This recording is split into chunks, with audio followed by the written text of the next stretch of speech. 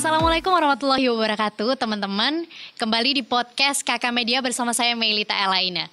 Nah, kalau episode sebelumnya kita sudah ngobrol banyak dengan Ketua Satgas COVID-19 IAIN Kediri Bapak Ropingi tentang beberapa divisi dan juga program-program kerjanya. Kali ini kita langsung ngobrol lebih banyak lagi dengan tim konseling yaitu Ibu Tati Imadatu Saadati MPSI. Selamat datang Ibu. Selamat datang. Iya, bagaimana kabarnya? Oke, Waalaikumsalam warahmatullahi wabarakatuh. Kabarnya baik Ibu, sehat? Alhamdulillah sehat walafiat. Alhamdulillah sehat. Untuk biar kita lebih akrab, panggilnya enaknya siapa Bu? Kalau terserah ya Mbak boleh. Oh iya, jangan biasanya, tante asal ya Bu ya. Biasanya teman-teman kalau di ini Bunda Ima begitu. Bunda Ima, oke. Tapi sebetulnya boleh Bu Ima. Iya, saya panggil Bunda Ima aja ya biar keibuan gitu ya. Boleh. Iya, mungkin langsung saja ngobrol karena teman-teman juga yang nonton penasaran. Sebetulnya ada nggak Bunda tugas dari divisi konseling secara khusus yang harus dilakukan begitu?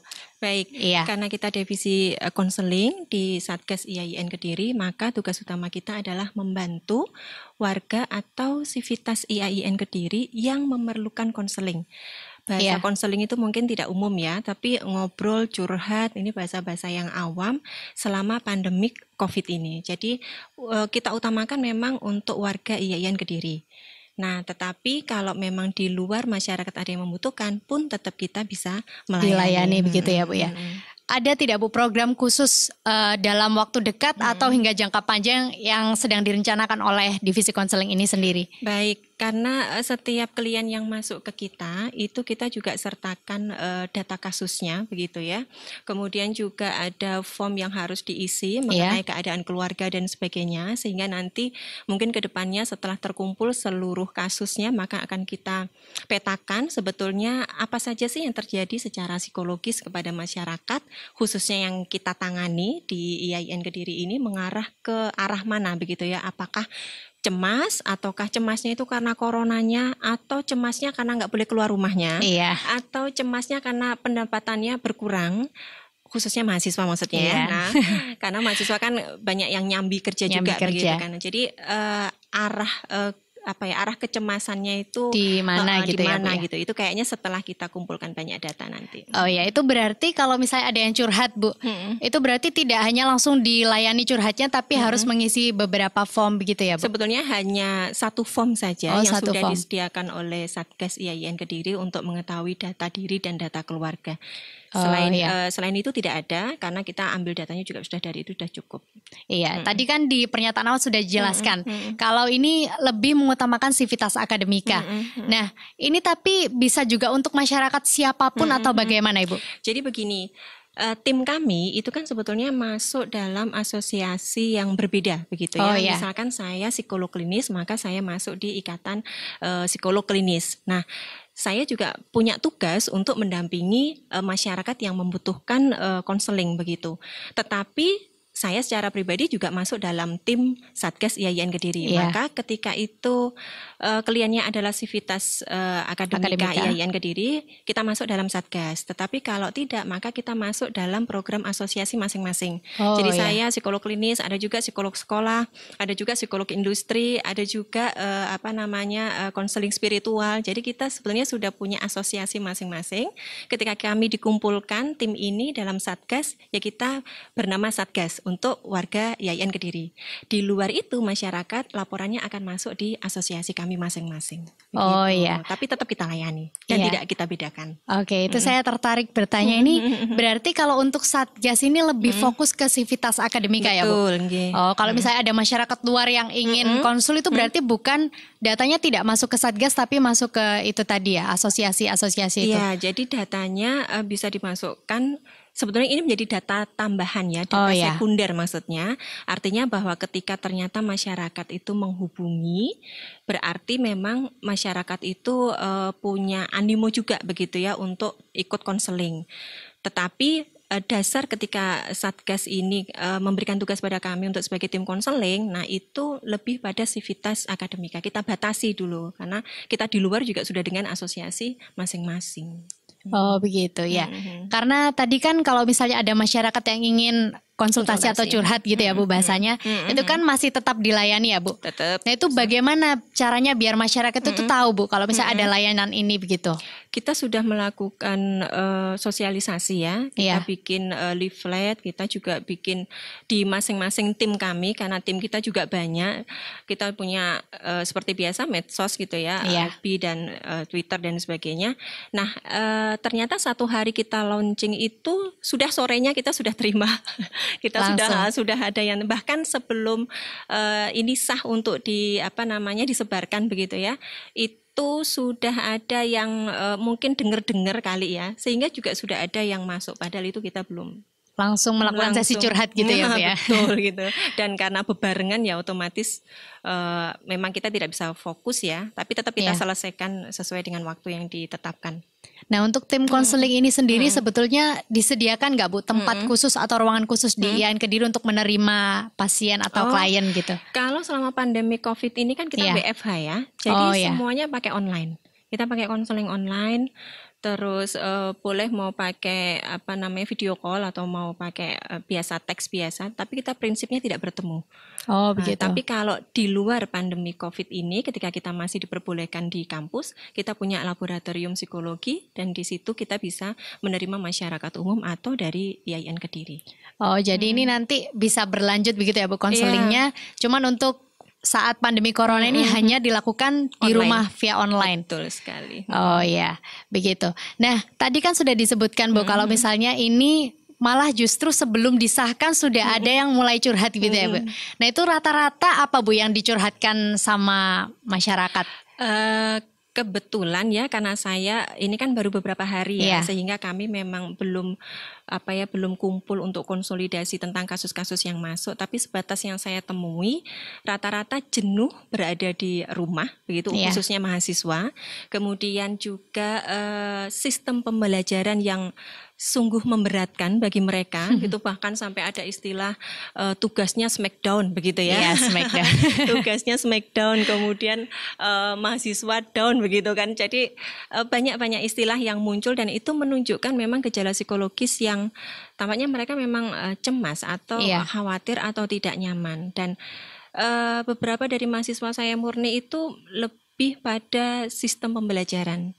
Nah, dengan seperti itu kami konsolidasi untuk bagaimana sistem pembelajaran ini dibuat yang tidak menekan, dibuat yang nyaman begitu, apapun medianya, yang penting ilmunya masuk dan mereka tetap bisa berdiskusi. Nah, itu yang sudah terkumpul data-data sekitar sistem pembelajaran. Kalau masyarakat yang masuk justru arahnya sebetulnya awalnya corona, soal corona gitu ya. Tapi lama-lama mereka diskusinya sudah bukan corona lagi, tapi yang ada gangguan yang lain, yang itu yang di saya pribadi karena kita memang belum konsolidasi. Ada tanggapan khusus nggak Bu yang Ibu tahu tentang masyarakat menganggap adanya konseling ini di IAIN Kediri? Sebetulnya rata-rata mereka suka ya atau mulai memanfaatkan begitu karena konseling dengan free ya atau tanpa bayar itu apalagi situasinya dalam seperti ini mereka sangat butuh kalau saya langsung punya perasaan ini artinya apa ya kayak aku piye gitu kan saya pakai bahasa Jawa nggak apa-apa ya. Apa. Jadi animonya cukup bagus. Tetapi rata-rata dari mereka sebetulnya banyak yang psikosomatis. Jadi psikosomatis itu bahasa sebetulnya nggak ada apa-apa, baik-baik saja.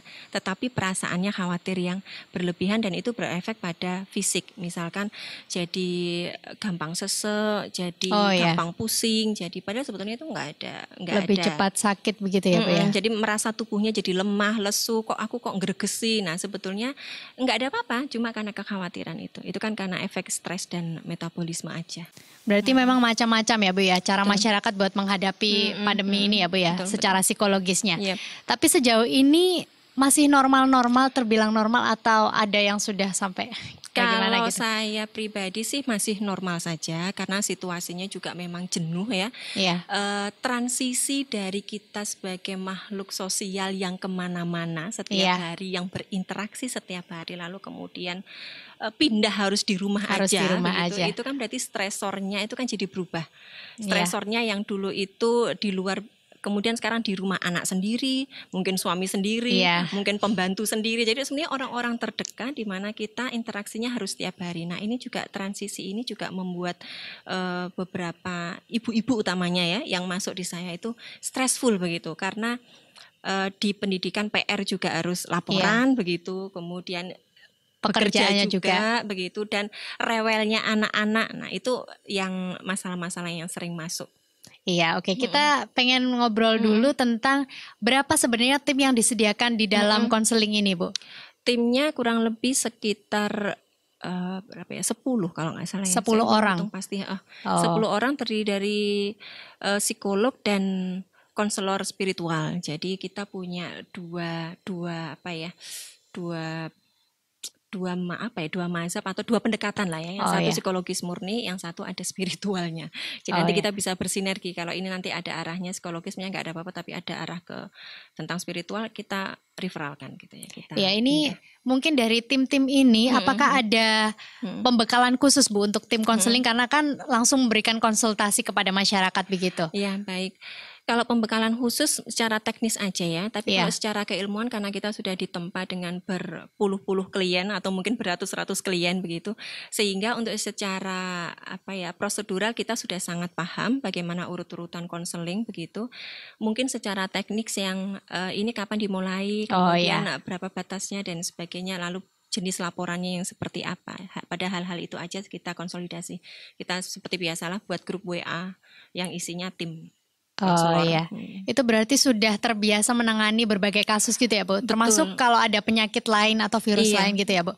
Nah, apakah ada perbedaan memberikan konseling COVID-19 dengan penyakit yang lain atau yang lainnya gitu, Bu? Masalah yang lain? Sebetulnya pada prinsipnya ini kan kita memberikan konseling pada orang-orang dua gitu ya. Satu, mereka tidak sakit begitu, cuma khawatir begitu.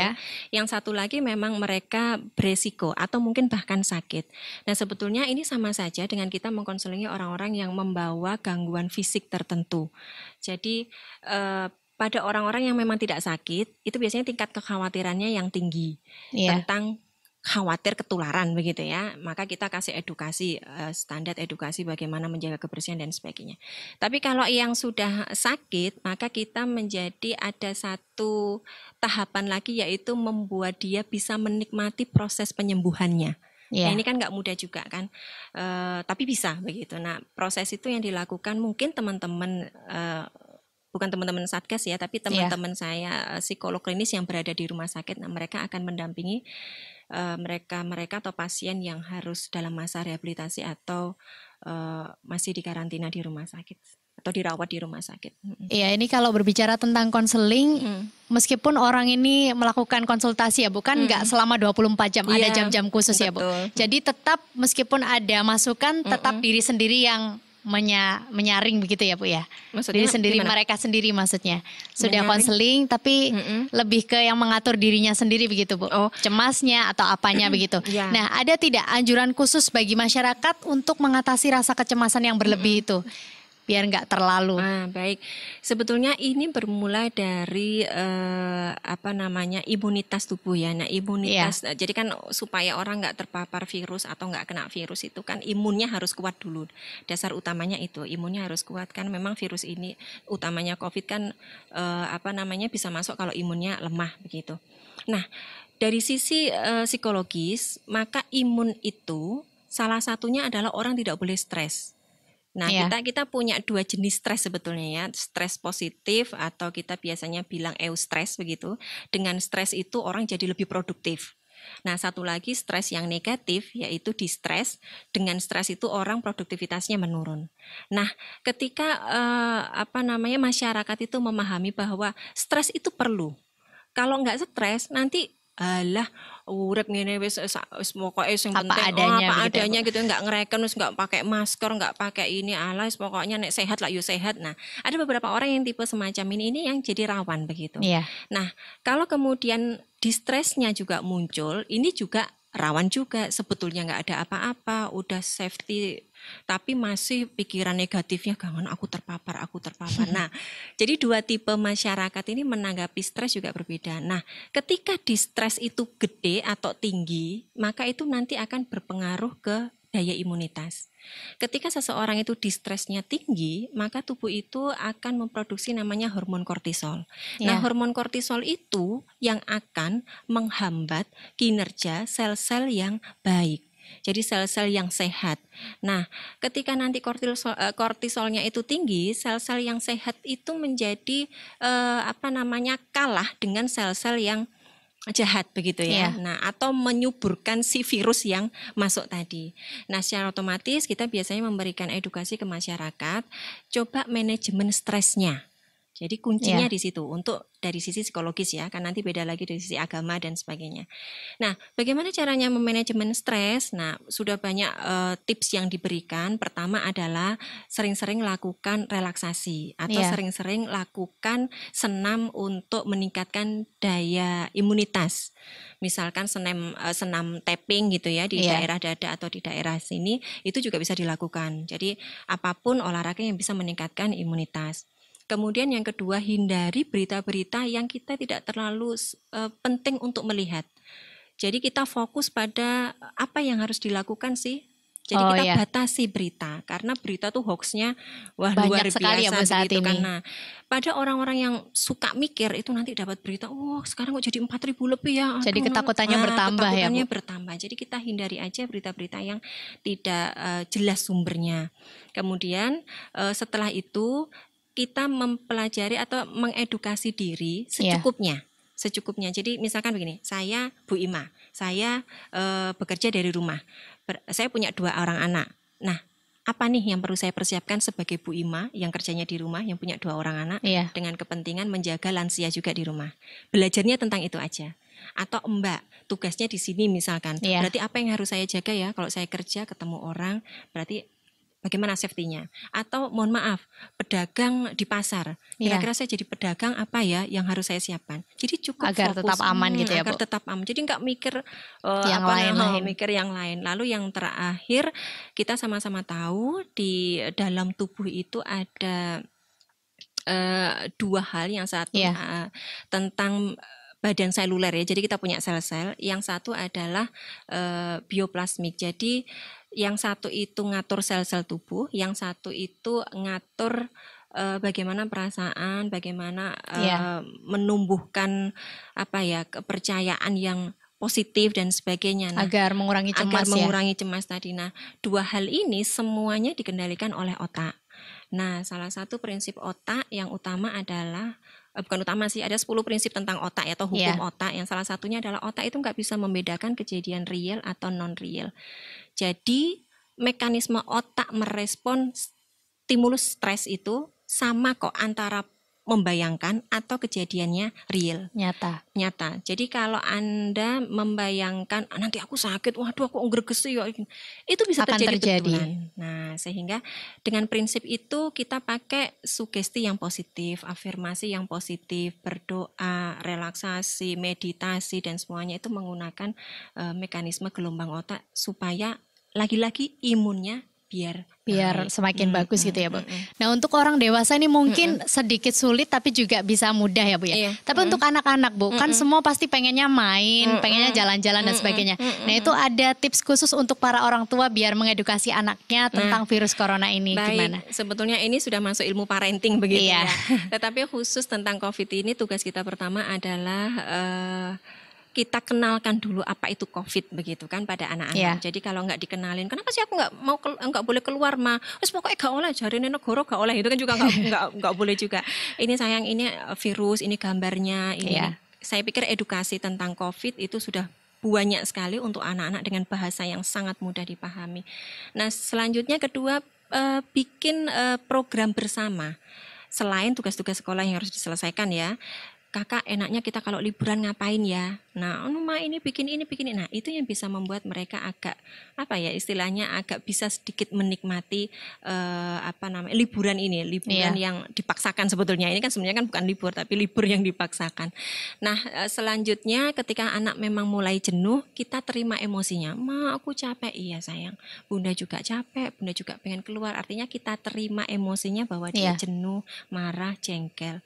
Tapi sayang, masih banyak orang lain loh yang tua pekerjanya di rumah rumah sakit loh, malah nggak boleh pulang lah, ini kita bisa kumpul. Nah, hal-hal semacam itu, menerima emosinya secara positif, kemudian bikin program bersama, kemudian juga menerangkan COVID. Terakhir kita ajarkan mereka untuk sesuai agama masing-masing, untuk kita kembalikan pada Allah, kita hubungannya kepada Allah. Nah, jadi hal-hal semacam itu bisa membuat mengisi waktu liburan yang nggak tahu berakhirnya sampai kapan. Iya, gitu biar tidak bosan begitu ya Bu ya. Betul sekali. Nah, kalau untuk tim konseling ini, apakah ada langkah khusus untuk melakukan pendampingan kepada keluarga yang positif? Misal ada satu keluarga positif lagi di Kediri gitu, langsung didatangi atau bagaimana, atau menunggu untuk datang kabar? Kembali lagi ya, karena kita adalah Satgas IAIN Kediri, utamanya untuk Civitas Akademika IAIN Kediri, maka harapan kita tidak gitu ya, karena kalau ada berarti ada dong yang positif ya. Harapan kita tidak, tetapi seandainya